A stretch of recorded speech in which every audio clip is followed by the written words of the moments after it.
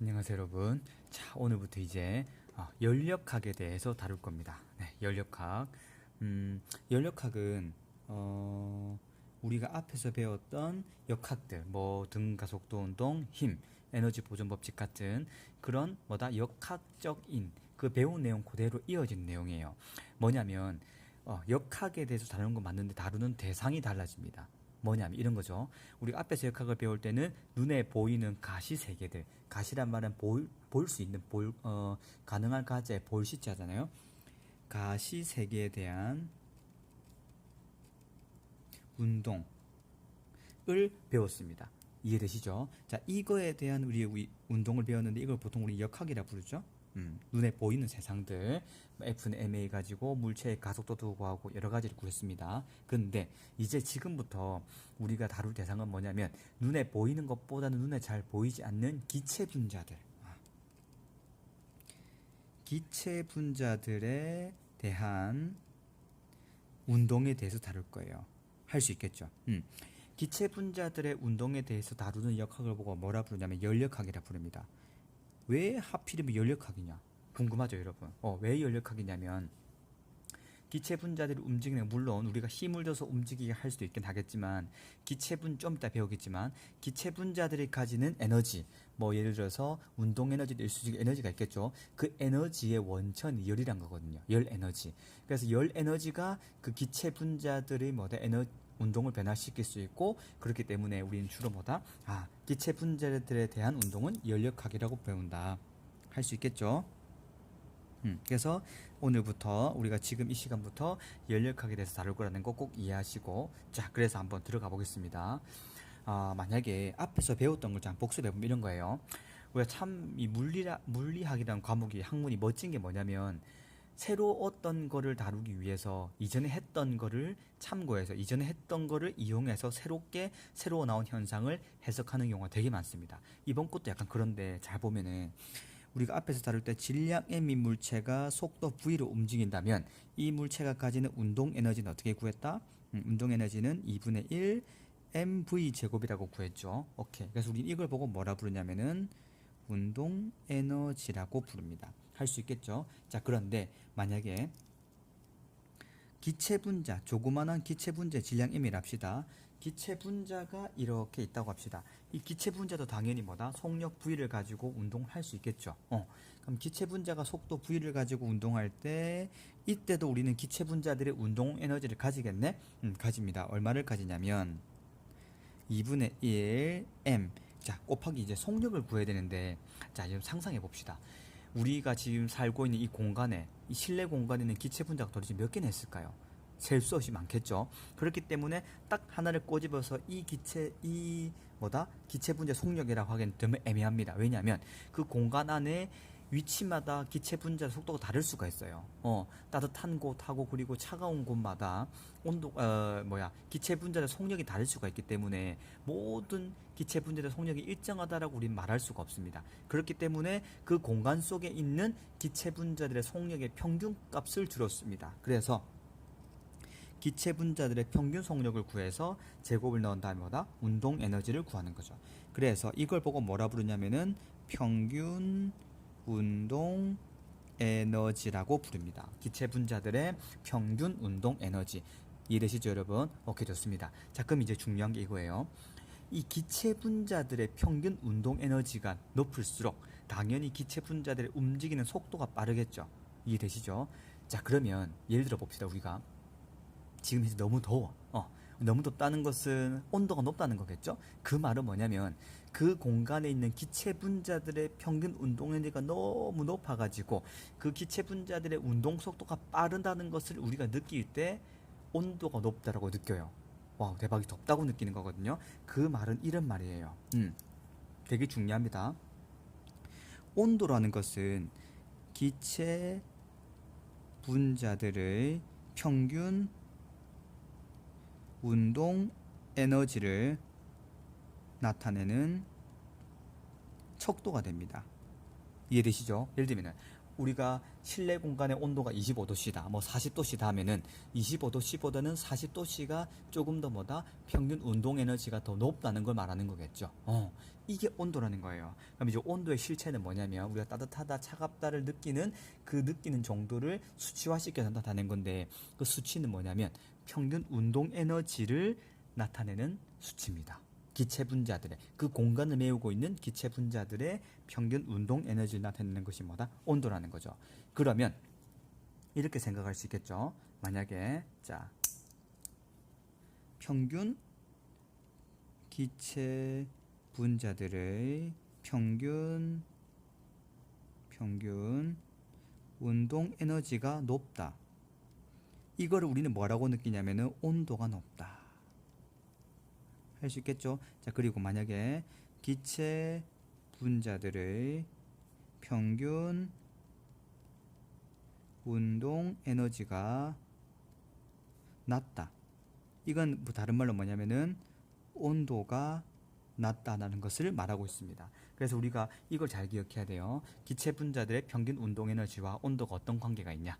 온도라는 것은 기체 분자들의 평균 운동 에너지를 수치화시켜서 우리가 알 수 있게끔 표현해 주는 게 뭐다? 온도라는 것. 할 수 있겠죠? 자, 그러면 이렇게도 이해할 수 있을 것 같아요. 이제 잘 봅시다, 여러분. 자, 기체 분자들이 열심히 움직이다가 움직임이 멈출 수가 있겠죠. 멈춘다는 것은 기체 분자들의 평균 운동 에너지가 얼마다? 예를 드는 겁니다. 기체 분자들의 평균 운동 에너지가 0이 되는 경우가 있겠죠. 그럼 이때는 온도가 얼마가 되어야 될까요? 0도씨? 아닙니다. 우리가 흔히 알고 있는 일상생활에서 쓰는 도씨, 섭씨 온도라 부르는데 그 섭씨 온도는 일상생활에서 쓰는 용어고 온도고, 자 0도씨도 기체 분자들이 움직여요. 운동 에너지가 있는데 그 약간 좀 움직임이 덜한 상태가 0도씨인 거지. 그럼 실제로 기체 분자들의 평균 운동 에너지가 완전 없는 상태, 이상적인 뭐 약간 과학적으로 말하는 건데 그런 상태가 될 때 우리는 이걸 보고 뭐라 부르냐면은 절대 용도라 부릅니다. 즉, 자, 섭씨 온도 같은 도씨는 일상생활에서 많이 쓰는 온도고 실제로 이제 과학에서 쓰는 온도는 절대 온도라는 거 많이 씁니다, 여러분. 절대 온도. 지금부터 배울게요. 절대 온도. 절대 온도는 켈빈 온도라고 부르기도 합니다. 켈빈 온도. K라 쓰기도 한데 이 절대 온도는 뭐냐면 과학에서 쓰는 온도책입니다. 자, 어떻게 쓰냐면 이런 거예요. 켈빈 온도의 즉 절대 온도의 가장 중요한 점, 이게 처음에 시작은 이거예요. 온도가 제일 엄청 낮아가지고 즉 기체 분자들의 평균 운동 에너지가 딱 0이 되어서 절대 용도. 이때 우리는 이 상태를 보고 뭐라 부르냐면 0 켈빈, 즉 뭐다? 절대 용도 할 수 있겠죠. 이때는 뭐다? 0 켈빈이라고 부릅니다. 다시 말하면 0K라 부르겠죠. 0 켈빈 온도. 오케이. 이해되시죠, 여러분? 절대 용도는 0 켈빈 온도다. 자, 이런 거죠. 도씨 하죠. 25도씨. 25도씨 할 때 도씨가 단위인 것처럼 절대 온도에서는 켈빈, 이 K가 뭐다? 단위가 되는 것입니다. 0 켈빈, 뭐 10 켈빈, 20 켈빈 이런 식으로. 자, 이때 절대 용도인데 이 절대 용도, 기체 분자들의 평균 운동 에너지가 딱 0이 되는 이때의 온도가 0 켈빈 온도인데 0 켈빈인데 이걸 우리가 일상생활에서 쓰는 섭씨 온도로도 바꿔볼 수 있겠죠. 섭씨 온도로는 얼마냐면은 얼마일까요? 마이너스 273.15도씨 정도가 되면 이 정도 영하 마이너스 273.15도씨 이쯤 되면은 뭐다? 절대 용도 0 켈빈 온도가 된다고 합니다. 장난 아니죠? 그래서 우리 이렇게 이해할 수 있을 것 같고, 자, 그러면 이런 거죠. 쉽게 생각해서 과학에서 주로 다루는 온도는 절대 온도라는 개념, 일상생활에서는 주로 뭐다? 섭씨 온도라는 걸 다룬다는 거. 할 수 있겠습니까, 여러분? 오케이. 그럼 양쪽에 273 더해봅시다. 그럼 얼마가 될까요? 더하면은 0도씨, 맞죠? 0도씨는 켈빈, 절대 온도로 바꾸게 되면 얼마가 된다? 273.15 켈빈이 되겠죠. 273.15 켈빈이 뭐다? 우리가 흔히 알고 있는 0도씨가 된다는 것이다. 아시겠죠, 여러분? 자, 그래서 우리가 이제 이 섭씨 온도와 절대 온도를 이제 변환시킬 수 있는 관계식도 있습니다. 굳이 몰라도 되지만 알면 좋아서 그냥 해주는 겁니다. T는 절대 온도고 절대온도는 주로 T라고 씁니다. 절대 온도 T. 오케이. 요 T는 얼마냐면은 T. 이거는 섭씨 온도예요. 섭씨 온도.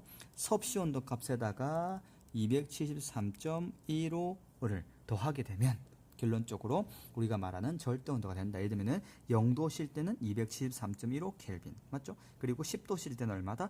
283.15도 1호 켈빈. 그다음에 50도씨는 여기다가 50을 더하게 되면 나오는 게 절대 온도겠죠? 이렇게 과학에서 쓰는 온도 체계가 절대 온도라는 개념, 단위는 켈빈이다. 할 수 있겠죠, 여러분? 오케이. 이렇게 이해해 주면 좋을 것 같습니다. 어렵지 않죠? 자, 이렇게 우리가 이제 온도에 대해서 배웠고, 지금은 이 연력학에 대해서 연력학에서 다루는 물리량을 주로 배우는 시간이에요. 꼭 기억합시다. 물리량을 배웁니다. 자, 그러면 이제 아까 말했지만은 뭘 말했냐면 기체 분자들의 평균 운동 속도가 운동 에너지가 빠를 때 온도가 높다라고 말한다. 그렇죠? 그러면 기체 분자들의 운동 에너지를 높이는 기체 분자들의 평균 운동 에너지 높여주는 물질? 에너지겠죠? 높여주는 것. 과연 뭘까요? 기체 분자들의 평균 운동 에너지를 높여주는 존재는 뭐냐면 바로 열 에너지라는 것입니다. 이 열 에너지가 기체 분자들에게 공급이 되었을 때 기체 분자들의 평균 운동 에너지가 엄청 높아지는 거겠죠. 그래서 열 에너지가 많이 공급되게 되면은 뭐가 된다? 온도가 높아진다. 그렇죠? 평균 운동 에너지가 높아지니까 당연히 온도가 높아지겠죠? 그렇게 우리는 열 에너지가 기체 분자들의 평균 운동 에너지 높아주는구나. 그래서 이걸 보고 뭐라 부르냐면 열역학이라 부르죠. 기체 분자들은 열에 의해서, 열 에너지에 의해서 에너지가 증가한다. 열역학. 할 수 있겠죠? 어쨌든 역학을 배우는 건데 대상이 기체 분자이기 때문에 열역학에 대해서 배우는 겁니다. 이해합시다, 여러분. 오케이, 좋습니다. 따라서 이제 이렇게 이해하시면 좋을 것 같고, 자, 그러면 이제 우리가 이 열 에너지에 대해서 이야기를 했는데 과연 열 에너지가 무엇인지 좀 구체적으로 알면 좋겠죠. 그리고 열 에너지 할 때 그 열은 뭔지도 조금 이해를 하면 좋을 것 같아요. 자, 봅시다.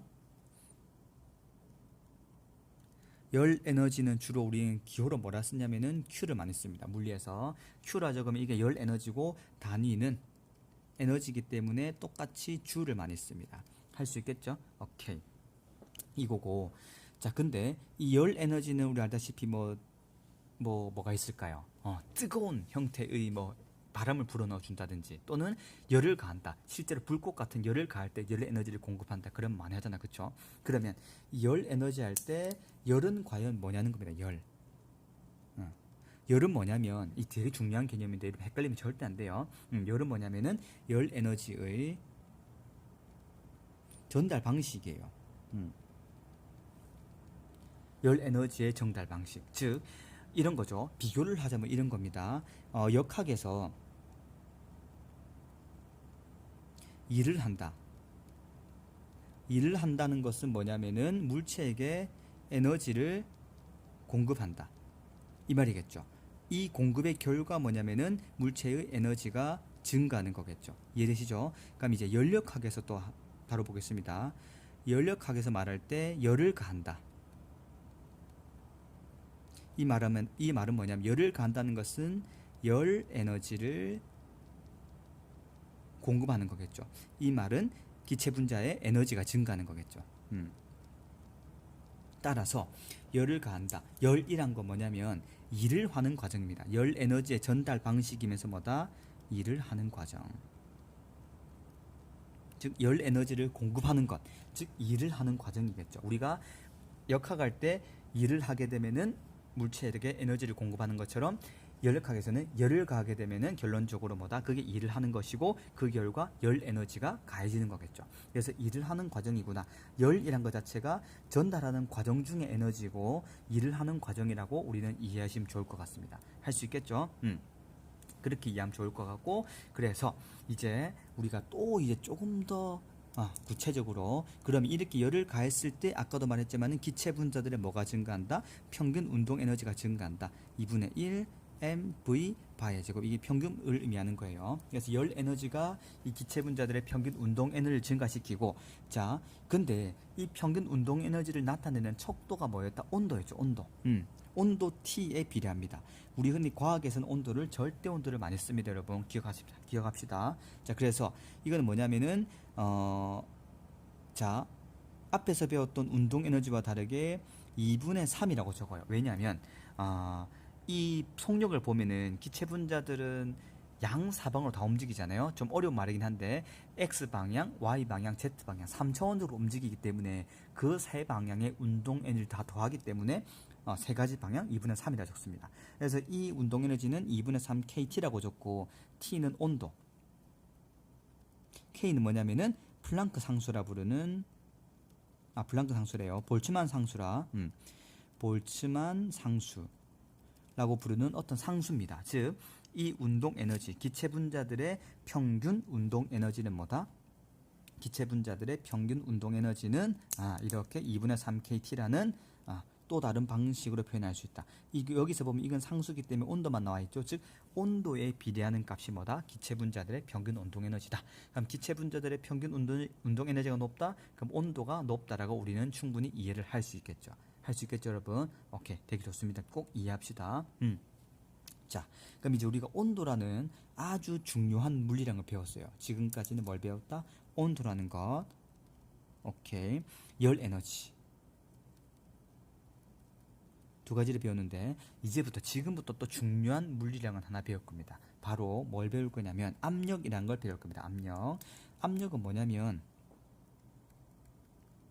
자, 우리가 역학할 때는 힘이란 걸 많이 배웠다, 그죠? 힘 F. 힘에 어떻게 보면 연력학에서 힘에 대응되는 또 다른 물리량을 압력이라 부르는데, 이 압력을 좀 구체적으로 우리가 이해해야 될 필요가 있을 것 같습니다. 오케이, 잘 따라오세요. 되게 중요하니까. 자, 압력을 논할 때는 우리가 어떤 예시를 들어서 설명해 줄 테니 여러분 잘 따라오세요. 자, 여기에 이러한 면적이 있습니다. 이러한 면이 있고, 이거보다 훨씬 큰 이러한 면이 있습니다. 자, 기체 분자들이 공간에 움직이고 떠돌아다닐 때는 이러한 계속 면에 부딪히겠죠. 예를 들면 이 공간에 있는 기체 분자들이 가만히 있는 것이는 미친 듯이 움직여요. 막 움직이기 때문에 움직인 결과 벽에다 계속 힘을 가합니다. 할 수 있겠죠. 벽을 계속 힘을 가하는데 그 힘을 가하는 정도를 보고 압력이라 부르는 거거든요. 근데 이게 좀 우리가 제대로 이해할 필요가 있어요. 자, 예를 들어 볼게요. 이러한 면적에다가 기체 분자들이 막 힘을 가할 수도 있고, 이런 큰 면적에 힘을 가할 수도 있습니다. 근데 중요한 사실은 뭐냐면 똑같은 어떤 기체 분자들이 있다고 생각할게요. 여기에도 똑같은 기체 분자들이 이렇게 예를 들어서 6개 존재한다. 여기도 하나, 둘, 셋, 넷, 다섯, 여섯, 6개 존재한다는 거죠. 그러면 이 두 상황 다 기체 분자들의 평균 운동 에너지가 동일하다 합시다. 오케이. 평균 운동 에너지가 동일하다는 것은 벽을 때릴 때 그 때리는 속력, 그 상태의 속력이 똑같기 때문에 운동량 변화가 똑같겠죠. 벽에 충돌한다는 것은 충돌하는 순간 원래 가지는 속력이 사라지고 0이 되기 때문에 뭐가 된다? 운동량 변화가 생기는 건데, 그 운동량 변화는 충격량이었고, 그쵸? 기억나시죠? 오케이. 어쨌든 평균 운동 에너지가 동일할 때 이 벽을 때리는 정도, 벽에 충돌할 때 충격하는 정도는 같은데, 자, 이 6개의 기체 분자가 있고 여기도 6개의 분자가 있어요.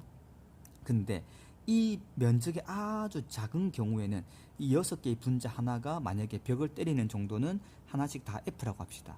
얘도 F로 때리고, 얘도 F로 때리고, 얘도 F로 벽을 충돌하고, 얘도 F를 벽을 때리고, 얘도 F를 가지고 벽을 때린다 합시다. 면적이 큰 경우에는 요 조그만 면적이 받는 힘은 F밖에 안 될 거예요. 이해되죠? 근데 이 면적 같은 경우는 하나의 기체 분자가 벽을 때리는 힘이 F인데 6개가 와가지고 어떻게 된다? 이 때린 곳에 뒤에서 또 기체 분자가 때려 박을 수도 있고, 또 기체 분자가 때릴 수 있죠. 왜냐하면 면적이 너무 작기 때문에 하나가 때렸을 때 또 뒤에서 달려와서 같이 때릴 수도 있고, 또 뒤에서 같이 때릴 수 있는 거잖아요. 이해되시죠, 여러분? 왜냐하면 면적이 너무 작아서 기체 분자들이 나누어서 들어갈 수 없는 공간이라 가정해 봅시다. 그러면 실제적으로 기체 분자들이 하나가 미치는 힘은 같지만은 면적이 작을수록 동시에 많은 힘을 동시에 미칠 수가 있는 거잖아. 그쵸? 그럼 이때는 어떻게 생각하면 되냐면은 요거 하나 면적에 해당되는 면적을 생각해 볼게요. 여기서 뭐 이 정도 있다고 합시다. 이렇게 면적은 똑같은데 여기서는 면적이 아주 넓기 때문에 요 똑같은 면적에 해당되는 기체 분자가 한 개밖에 때리지 않지만은 여기서는 6개의 기체 분자가 때려버리잖아. 그쵸? 그러면은 똑같은 힘으로 때리는 같은 개수의 기체 분자가 때리더라도 뭐다? 이 면적에 따라서 실제로 이 면이 느끼는 충격 정도는 다르게 돼요. 이해되시죠, 여러분? 충격 정도가 달라요. 면적이 클수록 똑같은 힘으로 6개의 분자가 똑같이 F로 때리더라도 면적이 클수록 좀 충격받는 정도가 덜 하다면 여기서는 충격받는 정도가 더 크겠죠. 자, 이거를 그래서 우리는 압력이라고 정의를 하는데 압력은 뭐냐면 이렇게 정의를 합니다. 꼭 기억합시다. 영어로 P라 적어 기호로 힘을 단면적, 즉 이 기체들이 닿는 면적으로 나눈 값을 보고 압력이라 불러요. 자, 그럼 어떤 이해가 가능해지냐면 자, 같은 힘 6F로 때린다고 하더라도 이건 똑같더라도 면적이 작을수록 실제적으로 느끼는 거 엄청 크겠죠. 그리고 같은 힘으로 때리더라도 면적이 뭐다? 여기선 더 커져 버리니까는 분모가 커지니까 오히려 이 값이 작아지겠죠. 그런 겁니다. 그래서 기체 분자들은 열심히 벽에다가 항상 충돌하고 존재하기 때문에 이 기체 분자들이 충돌하는 면적을 잘 따져줘야 돼요. 똑같은 개수만큼의 기체 분자가 있더라도 면적이 작을수록 그 면이 느끼는 충격 정도는 훨씬 크게 되는 거죠. 그리고 기체 분자가 똑같더라도 그 분자가 들어있는 닿는 면적이 클수록 충격은 작아지게 되는 거겠죠. 이해되시죠? 오케이. 그래서 이 압력이라는 개념을 제대로 이해를 해야 됩니다, 여러분. 그래서 압력의 단위는 힘의 단위는 뉴턴이고 면적의 단위는 미터 제곱으로 씁니다. 그래서 뉴턴 퍼 미터 제곱. 이것이 우리는 주로 압력의 단위가 되겠죠. 이해되시죠, 여러분? 꼭 기억합시다. 단적인 예로 이런 게 있겠죠. 뭐가 있냐면 자, 볼펜을 가지고 자, 똑같은 힘으로 이렇게 민다고 합시다. 쌤이 지금 누르고 있죠. 이 똑같은 힘으로 볼펜을 누르고 있는데 손은 충격이 그닥 없어요. 별로 안 아파. 근데 뭐다? 바늘을 가지고 뾰족한 부분 바늘 가지고 민다고 생각합시다. 볼펜을 밀까? 자, 처음에 이렇게 똑같은 힘으로 밀었을 때 손 별로 안 아파요. 근데 이제 볼펜 앞을 가지고 뾰족하죠. 뾰족한 걸 가지고 똑같은 힘을 밀게 되면 되게 아파요. 아프거든. 왜 그러냐면 잘 생각해봅시다, 여러분. 얘 같은 경우는 같은 힘을 밀더라도 뭐다? 요 미는 이 면적이 좀 그나마 넓기 때문에 별로 안 아픕니다. 근데 볼펜 촉 같은 경우 면적이 되게 작죠. 면적이 작은데 뭐다? 작은데도 불구하고 같은 힘으로 밀기 때문에 얘가 받는 고통은 달라요. 압력이 크다는 거죠. 힘은 같아도 면적이 작을수록 압력은 크고 힘은 같아도 면적이 클수록 압력은 작게 되는 겁니다. 그래서 우리가 압력이라는 개념이 이 기체 분자의 운동을 다룰 때는 필수라는 사실 꼭 기억합시다. 압력 꼭 기억하자. 압력. 오케이, 이해되죠, 여러분? 오케이, 좋습니다. 자, 그래서 이제 우리가 이제 뭘 알았냐면 이 온도라는 것도 알았고 압력이라는 것도 알았습니다. 자, 그런데 이 기체 분자들은 공간 안에서 존재하죠. 또는 어떤 상자 안에 존재하고 특정한 공간에 존재하는데 특정한 어떤 공간에 존재한다는 것은 그 공간에 뭐가 있다? 부피가 있다는 겁니다. 부피가 존재한다는 거거든요. 그래서 부피는 우리는 기호를 V라고 써요. 볼륨, 부피의 영어 단어로 볼륨이기 때문에 V라고 쓰고 단위는 주로 우리 밀리리터 쓰기도 하고 리터를 쓰기도 하고 이렇게 부피 단위가 존재합니다. 할 수 있겠죠. 자, 그래서 기체 분자들이 존재하는 공간에는 당연히 그 공간은 부피 V를 가지고 그 공간의 부피만큼이 뭐다? 기체 분자들의 부피가 돼요. 왜냐면은 기체 분자들은 뭐가 된다? 취하는 만큼 공간 안에 존재하는 만큼 널리 퍼져서 꽉꽉 메우면서 존재하기 때문에 공간의 부피가 기체 분자들의 부피를 결정하게 됩니다. 할 수 있겠죠. 그래서 기체 분자들의 결정하는 물리량에는 온도도 있고 압력도 있고 부피도 있는 거예요. 그래서 우리는 세 가지 이 물리량의 관계를 이해해야 됩니다. 뭐냐면은 압력과 부피와 온도, 요 세 가지의 관계를 조금 이해해 보도록 할게요. 할 수 있겠죠, 여러분? 잘 따라오세요. 첫 번째, 자, 이러한 상자 속에 자, 부피가 V인 상자, 부피가 변하지 않는 상자 속에 기체 분자들이 있다고 생각할게요. 이때 부피가 일정합니다. 자, 어떤 과정을 취해 줄 거냐면 이때 열심히 열을 가해 가지고 온도가 올라간다고 생각해 봅시다. 온도 T가 올라가게 되면 어떤 일이 벌어지냐면 온도를 열을 가한다. 온도가 올라가겠죠. 그 말은 기체 분자들의 운동 속도, 평균 운동 에너지가 막 심하게 되는 거죠. 그럼 평균 운동 에너지가 커진다. 그 말은 뭐냐면 기체 분자들이 이 벽을 때리는 정도가 더 커지겠죠. 더 빨리 때리겠죠. 왜냐하면 그만큼 빨리 움직이기 때문에 천천히 움직일 때 벽을 때리는 횟수보다 빨리 움직일 때 벽을 때리는 횟수가 더 커지겠죠. 그 말은 온도가 커지면 뭐가 커진다? 압력 P가 커진다는 것을 말합니다. 할 수 있겠죠? 이해되죠, 여러분? 오케이. 그리고 두 번째 봅시다. 두 번째는 뭐냐면 이제 온도가 일정하다고 생각해 봅시다. 자, 상자가 있어요. 자, 온도가 일정하다는 것은 뭐냐면 안에 기체 분자들의 뭐다? 평균 운동 에너지가 변하지 않는 거겠죠? 이해되죠? 오케이. 평균 운동 에너지가 변화 없다. 그러면은 움직이는 속도가 똑같다는 거예요. 이 상태에서 이 상자를 꽉 눌러가지고 부피를 확 줄여봅시다. 부피가 줄어들게 되면 어떻게 될까요? 부피가 줄어들게 되면은 결론적으로 공간이 작아지니까 이렇게 움직이다가도 부피가 줄어들면 더 많이 부딪히겠죠. 즉 온도가 일정하더라도 부피가 줄어들면 뭐가 된다? 벽에 더 많이 충돌하게 되고 압력이 커진다는 겁니다. 이해되시죠? 자, 첫 번째, 부피가 일정할 때는 온도가 증가함에 따라 압력이 증가하죠. 여기서 알 수 있는 거는 온도와 압력은 비례관계에 있습니다. 아시겠죠? 자, 이때는 봐봐. 부피가 감소하니까 압력은 증가하네. 언제? 온도가 일정할 때. 이걸 보고 알 수 있는 건 뭐다? 부피와 압력은 반비례한다. 할 수 있겠죠? 여기까지 기억합시다. 오케이. 자, 세 번째 경우는 어떤 경우냐면, 자, 이렇게 생각해 봅시다. 이제는 상자를 탈피해서 피스톤을 예를 들어 볼게요. 피스톤이란 건 우리 흔히 아는 주사기인데, 압력이 일정할 때를 한번 생각해 봅시다. 여기다가 기체 분자가 존재하는데 열량 Q를 가진다고 생각해 봅시다. 열을 가해주게 되면 이 기체 분자들이 어떻게 될까요? 열심히 더 빨리 움직이겠죠. 왜? 온도가 열량을 가해주게 되면 기체 분자들의 평균 운동 에너지가 증가하고 뭐가 증가하기 때문에? 온도가 증가하기 때문에. 여기까지 이해되죠, 여러분? 자, 근데 이렇게 가해주게 되면 어떻게 될까요? 계속 이 벽을 때리기 때문에 피수는 점점 뒤로 밀려나겠죠. 점점 밀려나가지고 어느 정도까지 가다가 멈추는데, 그 멈추는데 왜 멈추게 되냐면, 자, 여러분 잘 이해합시다. 이거 여기서 기체 분자들이 여기서 벽면도 때리지만은 바깥쪽에 있는 우리가 흔히 숨쉬고 사는 대기, 요 대기들이 피스톤 벽을 때리는 정도가 있어요. 즉 대기에 있는 대기들이 미치는 압력을 보고 뭐라 부르냐면은 대기압이라고 부릅니다. 공기 중에 있는 우리가 숨을 쉬고 사는 공기들, 이 공기들이 우리를 누르는 힘, 대기압. 알겠죠? 이 대기압은 보통 1atm이라는 값으로 쓰는데, 어쨌든 대기압은 항상 일정해요. 오늘 과학에서는 그렇게 봅니다. 일정한 상태에서 할 때는 바깥에서 누르는 압력은 항상 일정하죠. 압력이 일정합니다.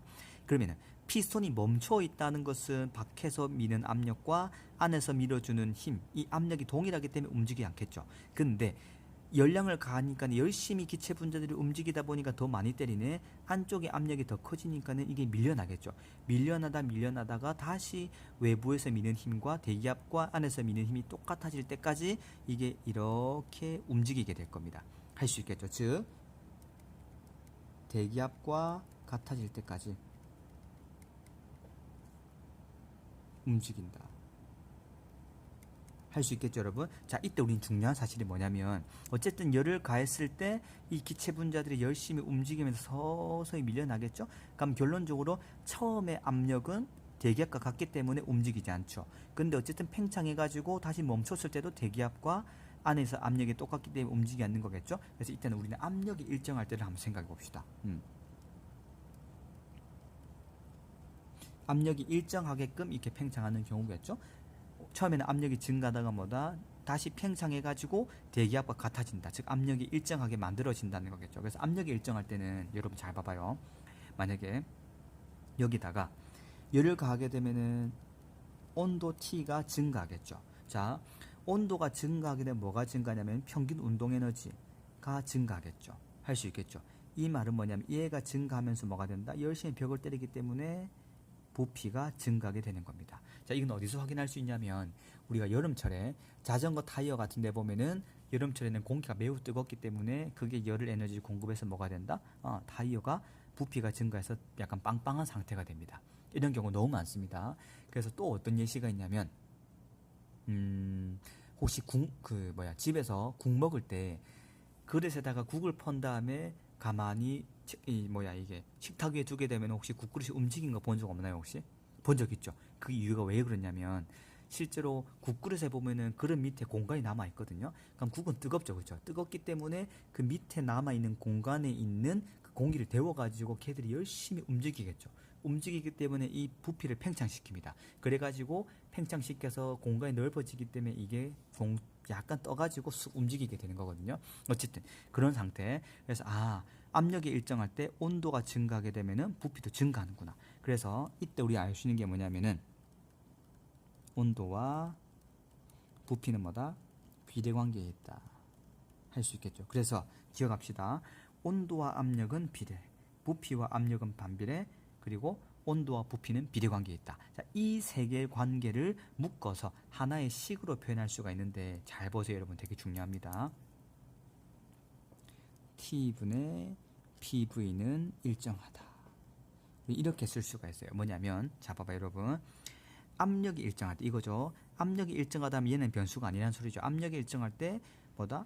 온도가 증가하니 부피가 증가하네. 결론은 일정한 겁니다. 그리고 결론적으로 뭐다? 부피가 일정할 때 온도가 증가하니 압력은 증가하네. 같은 비례관계. 그리고 또 뭐가 있다?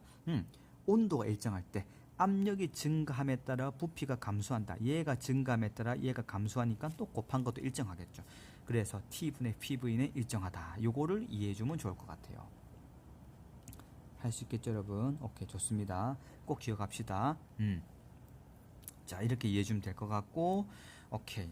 자, 그러면 이제 우리가 한 가지 또 이해를 해야 될 부분이 뭐냐면, 우리가 이 연력학에서 다루는 기체는 주로 무슨 기체냐면은 이상기체라는 것을 다루어요. 이상기체.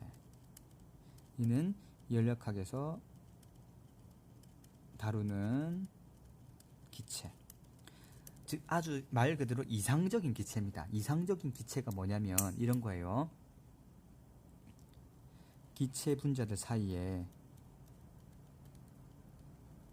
인력을 무시하는 기체.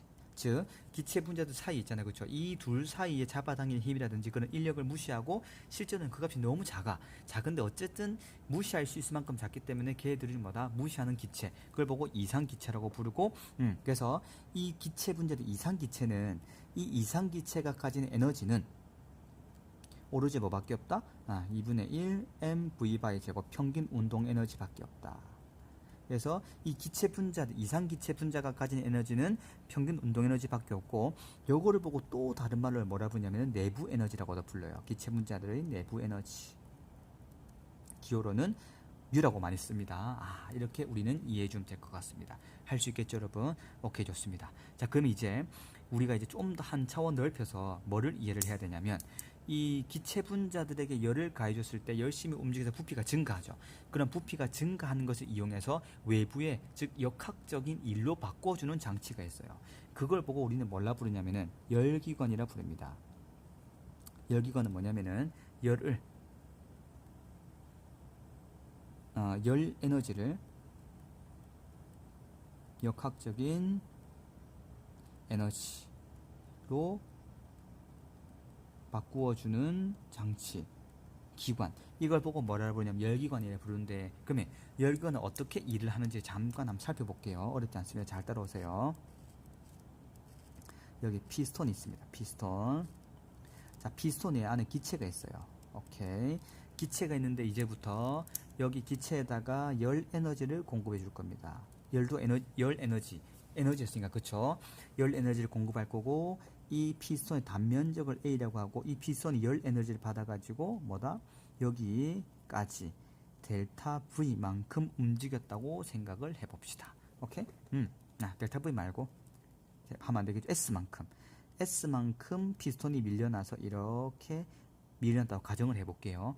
이때 우리는 뭘 할 거냐면, 이 기체 분자들이 열 에너지를 받았고 열심히 움직이죠. 열심히 움직인다는 것은 이 벽을 자꾸 때리겠죠.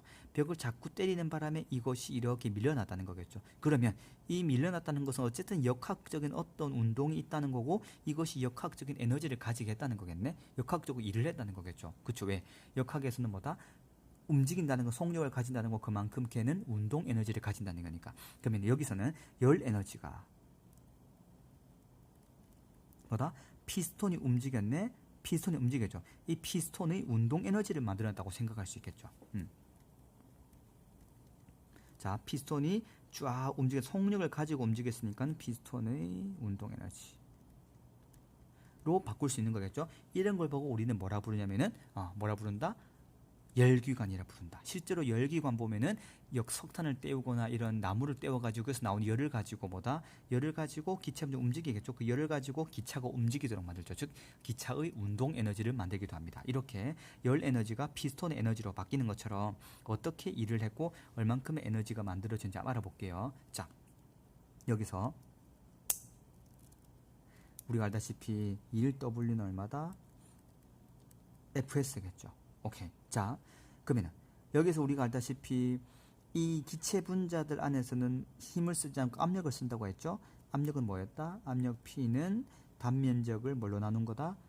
힘 F로 나눈 거다. 그럼 힘 F는 압력 곱하기 단면적이겠죠. 이 기체 분자들이 미는 압력을 P라고 합시다. 오케이. 자, 압력 곱하기 단면적인데 그럼 F 대신에 압력 곱하기 단면적 A라고 했다. 집어넣고 이동거리가 S였죠.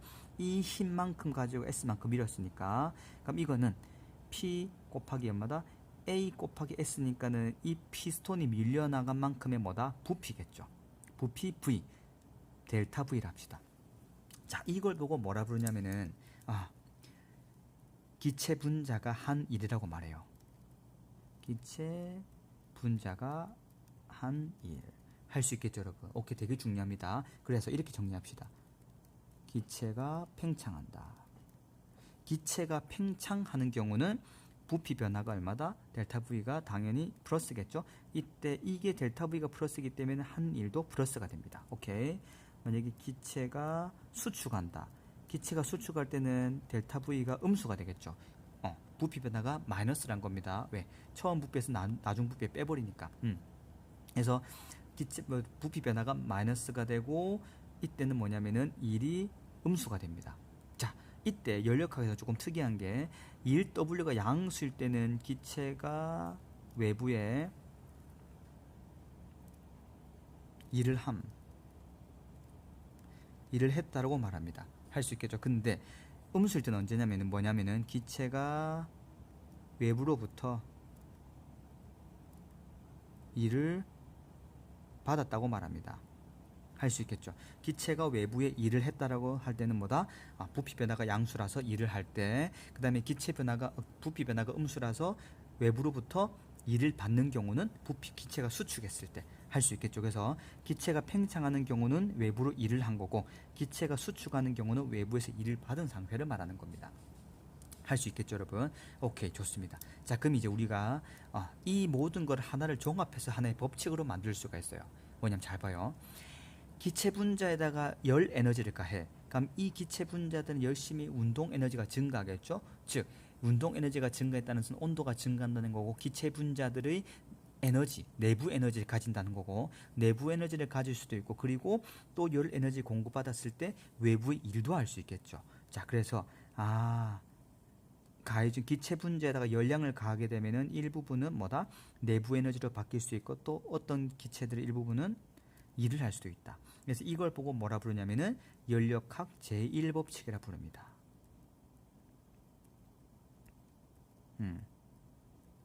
연력학 제1법칙은 뭐냐면 기체 분자들에 대해서 에너지 보존 법칙. 가해준 에너지만큼 자기가 운동 에너지로 세이브하기도 하고 바깥에 일을 하기도 한다. 할 수 있겠죠. 이거 꼭 이해합시다. 그래서 기체 분자들이 받은 열량은 내부의 에너지 증가로 쓰이거나 외부의 일을 하기도 한다. 이것이 인력학 제1법칙이고 다음 시간부터 본격적으로 정리를 하도록 하겠습니다. 할 수 있겠죠. 그래서 오늘 배운 내용 다시 정리하면은 오늘의 가장 핵심은 뭐냐?